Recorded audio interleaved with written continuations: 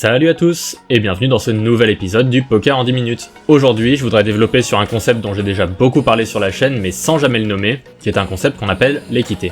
L'équité, qu'est-ce que c'est? C'est tout simplement vos probabilités de chance de remporter une main. Et pourquoi est-ce que c'est super important? Si vous vous souvenez bien, dans un des premiers épisodes de la chaîne, j'avais parlé des cotes et j'avais expliqué que dès qu'on doit miser ou bien payer une mise, il faut comparer le montant de cette mise par rapport au pot à vos chances réelles de remporter la main.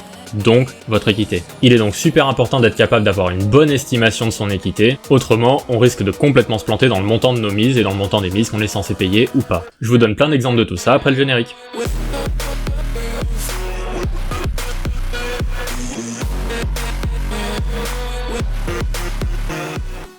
Vous l'avez sûrement déjà vu, mais sur tous les sites de poker, quand vous partez à tapis, il va s'afficher à côté de votre main et à côté de la main adverse un petit pourcentage qui désigne vos chances de remporter le coup, donc votre équité. Comme vous êtes à tapis et que votre adversaire aussi, on connaît votre main, on connaît la main adverse, et donc l'ordinateur va simplement calculer toutes les combinaisons de 5 cartes qui peuvent sortir au milieu, et déterminer pour chacune d'entre elles si c'est vous qui remportez le pot ou si c'est votre adversaire. De cette manière-là, il peut vous faire un pourcentage de victoire, et ça va donc être votre pourcentage d'équité par rapport à votre adversaire. Ces probabilités-là, il y en a 2-3 qui sont assez connues et qui sont importantes à avoir dans un coin de votre tête. Par exemple, quand on a une paire et que notre adversaire a 2 cartes supérieures, on va être à peu près à 50-50 avec le plus souvent un léger avantage pour la paire. On va aussi parler de coin flip. Quand on a deux mains avec une carte identique et l'autre carte qui est supérieure à la main adverse, on est plutôt dans une situation de 70-30, comme c'est le cas ici avec As-3 contre As-Dame. Et quand on a une paire supérieure à une paire adverse, on est dans une situation de 80-20. Et globalement, le 80-20, c'est à peu près dans les meilleures confrontations qu'on puisse espérer. Mais tout ça, c'est bien joli de le savoir pour savoir comment s'estimer par rapport à la main adverse, mais les coups à tapis, de toute façon, l'argent est déjà au milieu et on n'a plus qu'à prier que les 5 cartes qui tombent effectivement nous soient favorables. Passons donc maintenant à des exemples un peu plus intéressants mais aussi un peu plus complexes qui sont de simples situations post-flop où on ne part pas à tapis mais où on doit simplement essayer d'estimer notre équité par rapport à l'adversaire. Pour ce premier exemple post-flop, je vous ai pris une situation assez facile. Parce qu'effectivement, si vous regardez ce tableau et si vous regardez ma main, vous pouvez constater un petit problème, c'est que j'ai beau avoir une paire de 2 en main, il y a déjà 2 paires qui sont sorties sur le board. Donc ici, si je devais faire ma meilleure combinaison de 5 cartes, ce serait paire de 6, paire de 5, et un 9, c'est-à-dire le board. Mes chances ici d'avoir la meilleure main par rapport à mon adversaire sont donc très faciles à calculer, c'est 0. Dans le meilleur des cas pour moi, il peut avoir une main comme paire de 3 ou paire de 4 et on est dans une situation où on est à égalité, mais il est rigoureusement impossible que j'ai une meilleure main que lui. Pour autant, est-ce qu'il est impossible que je remporte ce coup? Non.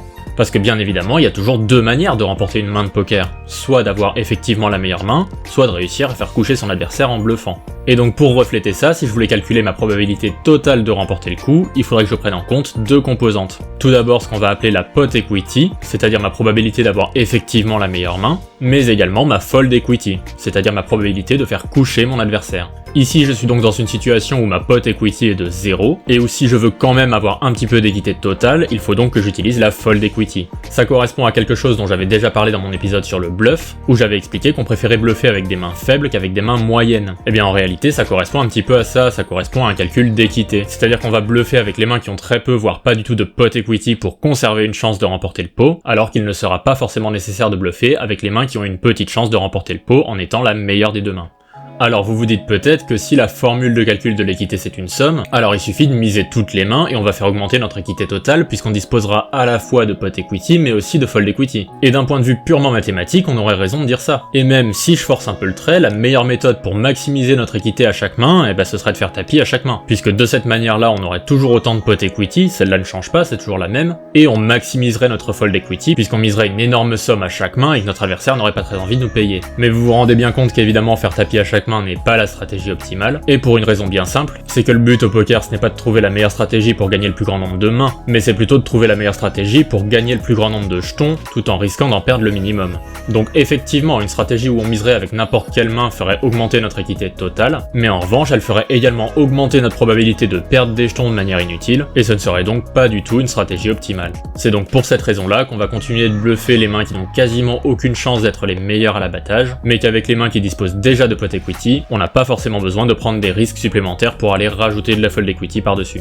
Si je prends maintenant une situation qui est un peu moins évidente à calculer, et surtout où on n'a pas encore toutes les cartes qui sont sorties au milieu. Ici, je fais face à une mise de mon adversaire de 3,4 dans un pot de 13,8. Si je décide de payer, il faudra donc que j'ajoute 3,4 dans un pot qui fera 17,2. Donc ça veut dire que si je décide de payer, pour que mon call soit profitable, il faudra que j'ai raison à peu près 20% du temps. Ce que je veux dire par là, c'est que ma main doit avoir une équité qui est égale ou supérieure à 20%. Alors effectivement, là pour l'instant à la turn, je dispose de pas grand chose, j'ai simplement hauteur roi. Mais j'ai quand même une main qui a pas mal de chances de s'améliorer à la rivière, puisque je dispose de 2 cartes qui sont au-dessus de tout le board et pourraient donc faire une paire supérieure, et qu'en plus je dispose de 2 piques en main, donc je pourrais obtenir une couleur si la rivière était un pique. Ce qu'il faut faire dans ce cas-là pour essayer de calculer notre équité, c'est ce que l'on appelle compter nos outs, c'est-à-dire compter le nombre de cartes qui améliorent notre main à la rivière et la font probablement passer devant la main adverse, et ainsi estimer nos chances de remporter le coup. Ici, je ne connais bien sûr pas les mains adverses, je connais simplement les 4 cartes qui sont tombées au milieu, ainsi que les 2 qui se trouvent dans ma main. Je vais donc exclure ces 6 cartes de mon analyse, et je vais me dire que toutes les autres cartes ont une probabilité de 1 sur 46 de tomber à la rivière. Il reste donc 3 rois, 3 dames et 9 piques qui amélioreraient ma main.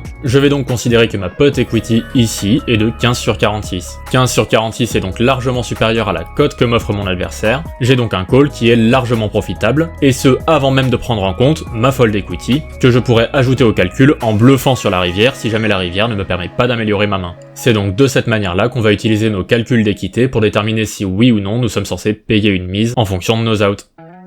Voilà pour cet épisode sur l'équité, j'espère qu'il vous aura plu. Comme vous pouvez le voir au travers des différents épisodes de cette chaîne, c'est vrai que dans le poker finalement il y a pas mal de maths. Et les calculs de cote et d'équité, quand on commence à vraiment travailler son jeu, c'est des choses auxquelles on n'échappe pas. Mais il y a aussi certains éléments qui sont beaucoup plus compliqués à quantifier. Je vous ai mentionné que l'équité était la somme de 2 composantes, la pot equity et la fold equity. Et effectivement, la pot equity, qui est notre chance d'avoir la meilleure main à l'abattage, on est à peu près capable de la calculer en estimant les outs que l'on a et en comparant ça à ce qu'on pense être la main adverse. Mais pour ce qui est de la fold equity, c'est-à-dire notre capacité à faire se coucher notre adversaire, eh bien ça c'est très compliqué de mettre un modèle mathématique dessus. Parce que finalement, le fait que notre adversaire décide de se coucher ou pas, eh bien ça va être quelque chose qui est dans sa tête, en fonction de ses craintes, en fonction de l'image qu'il a de nous, en fonction de l'analyse que lui fait du coup, etc. Donc même si effectivement il y a un aspect très matheux dans les différents concepts que j'illustre, eh ben il reste également une dimension très humaine dans le poker, et c'est ça qui fait que ça pourra probablement jamais être un jeu qui est complètement résolu par ordinateur. Et ça, je pense que tous les joueurs de poker seront d'accord avec moi pour dire que c'est ce qui fait la beauté de ce jeu.